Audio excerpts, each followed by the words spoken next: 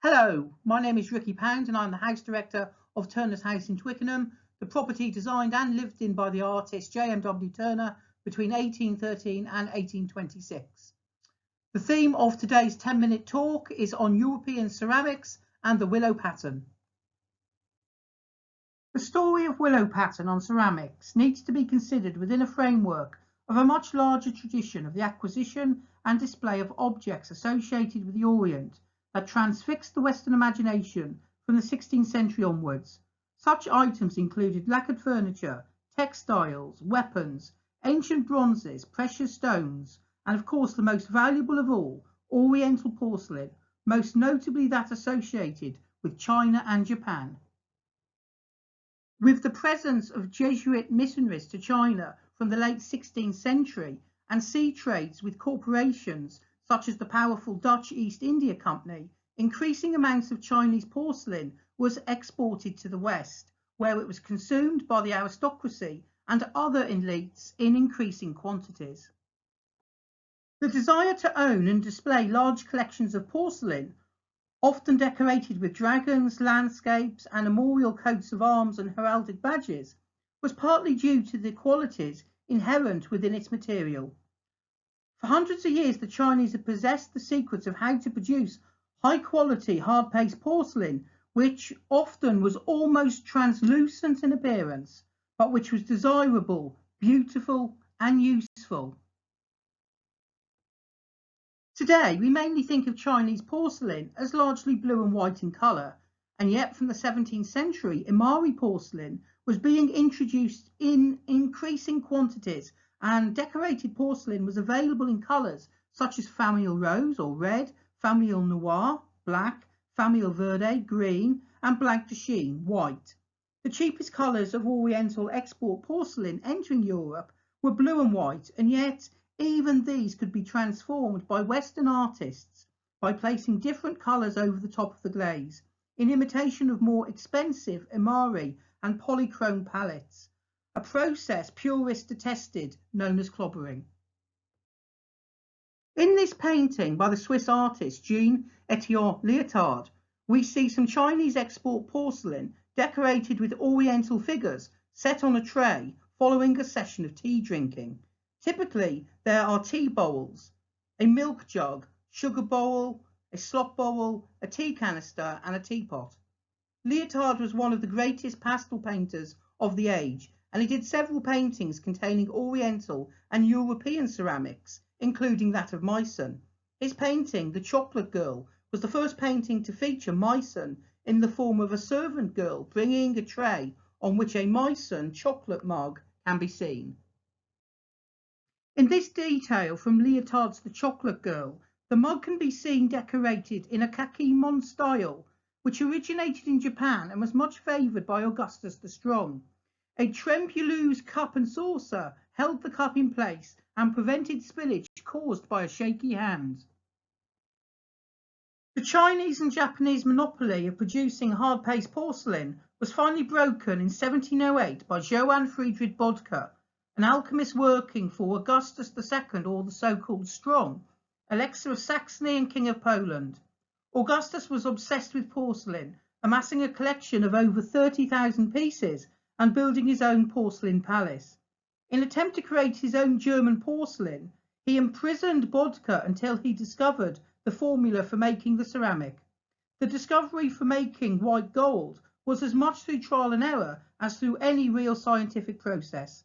Bodker died a virtual prisoner at Meissen, poisoned over time by the fumes, the toxic elements in the enamels, and the process of creating porcelain with the extreme temperatures it required.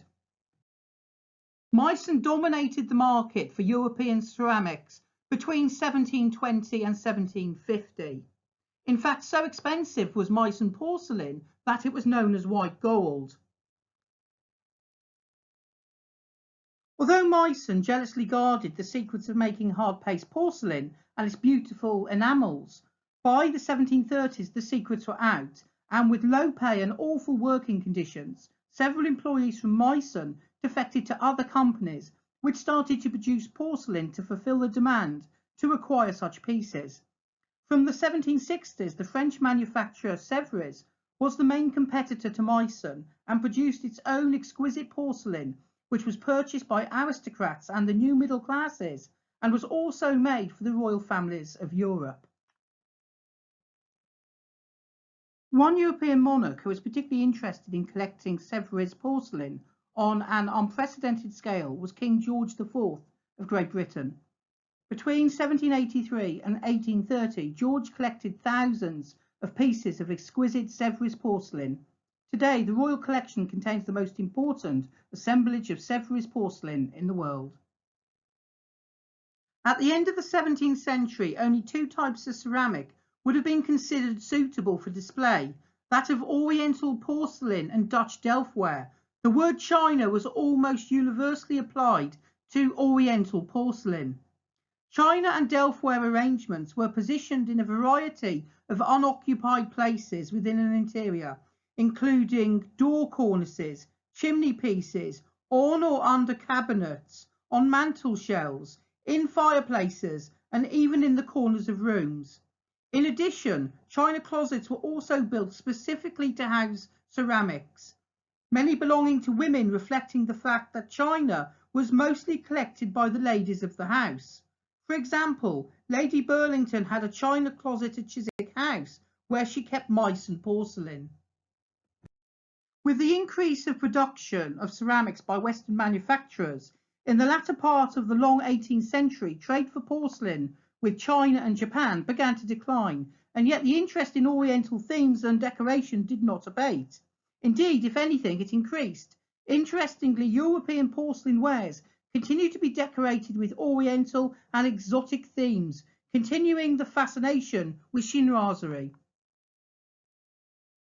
Until the development of transfer printing on ceramics from around the 1750s, virtually all the decoration appearing on porcelain, or china, if you prefer to call it that, was hand-painted.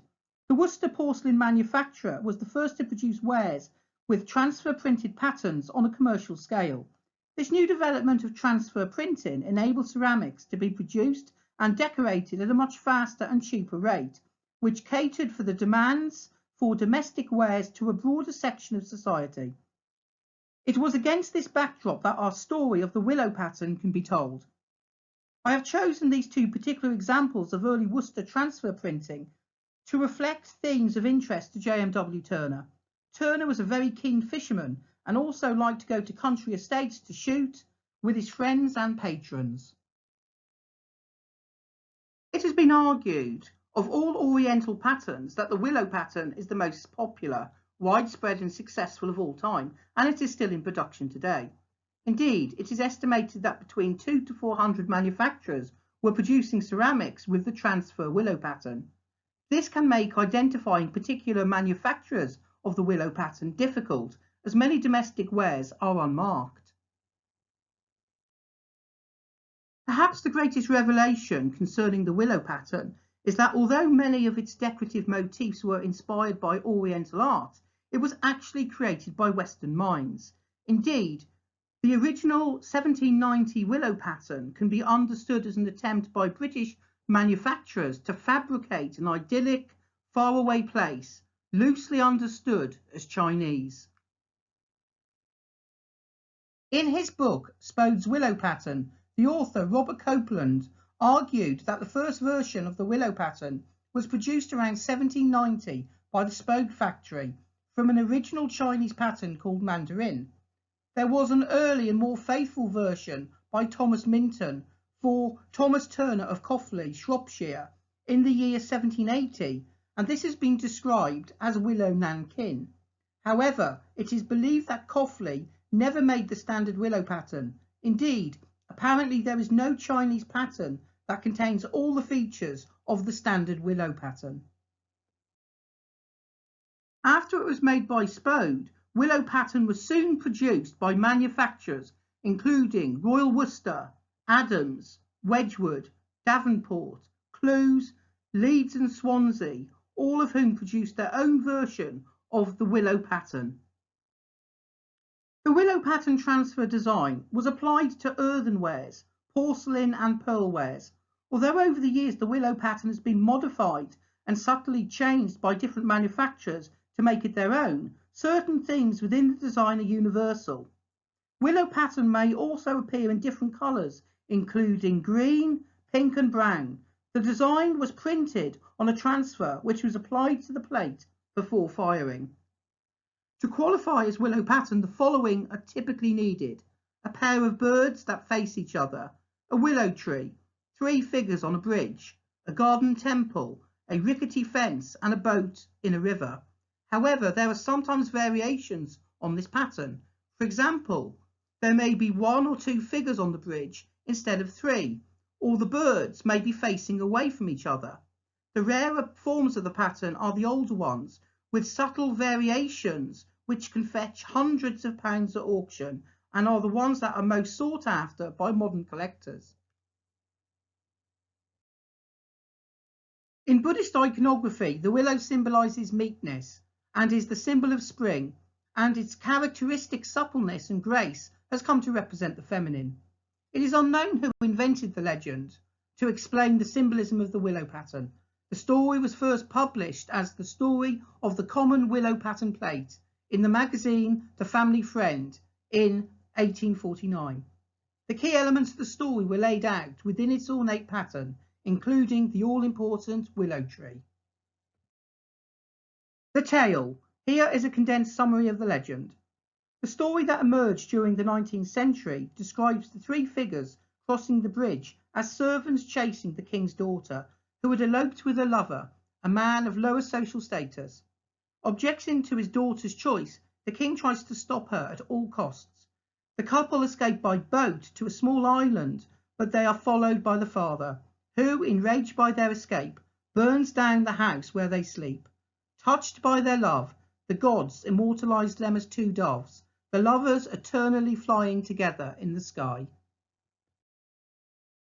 For me, the story has echoes from classical mythology, and particularly the story of the half-brothers, Castor and Pollux. In this tale, Castor and Pollux both have the same mother. Castor has a mortal father, while Pollux was the divine son of Zeus. When Castor was killed, Pollux asked Zeus to let him share his own immortality with his twin to keep them together forever. Touched by their love for each other, Zeus transformed them into the stars to exist for all time together as the constellation of Gemini. In this slide, we can see the ancient temple of Castor and Pollux on the Roman Forum. Its columns feature very distinctive Corinthian capitals with large interlocking volutes, which for me symbolise the unbreakable bond of love shared between the half-brothers. Turner and the Willow Pattern. It is known that J.M.W. Turner owned Willow Pattern domestic wares, as a 40-piece dining set was listed in the inventory of his house at 47 Queen Anne Street after his death in 1851. From the same inventory, other Oriental items were listed, including a pair of Chinese vases with pierced covers, 3 ormulo mounted cups, a Chinese figure of a water carrier, and a Chinese jar and stand. Turner also owned a pair of magnificent Wedgwood urns, similar to those shown in this slide, dating to around 1810. These examples are Wedgwood and Bentley solid agate vases and covers. A natural link between Wedgwood and Turner was the Royal Academy Professor of Sculpture, John Flaxman, who was also a friend of the architect and fishing partner of Turner, Sir John Soane. Flaxman produced spectacular neoclassical designs for Wedgwood from 1775. It is possible that the niche on the staircase at Turner's house in Twickenham contains such an item. There is another possible factor behind J.M.W. Turner's appreciation of the willow pattern. Turner was a great admirer of the poet Alexander Pope, who had lived nearby at Cross Deep from 1719. Alexander Pope is believed to have owned a very early weeping willow tree, and Turner had taken a cutting and planted it in his garden at Sandycombe Lodge. When Pope's villa was demolished in 1807, Turner was rightly upset and angry, chastising Lady Howe, who demolished the iconic villa and who the locals brandished as Queen of the Goths. As such, having willow trees on his ceramics may have been a subtle reminder for Turner of his respect for the great poet of the Arcadian Thames, in which he chose to settle. It is known from his house in Marylebone that Turner had willow pattern on his domestic wares, and fragments of ceramics with blue and white patterns have also been found from the archaeological excavations that have taken place in his gardens at Sandycombe Lodge, and they are on display upstairs. I hope you've enjoyed listening to this 10 minutes talk, and I look forward to presenting another one in the future. Thank you. For further information on opening times and events at Turner's House, please visit us at www.turnershouse.org.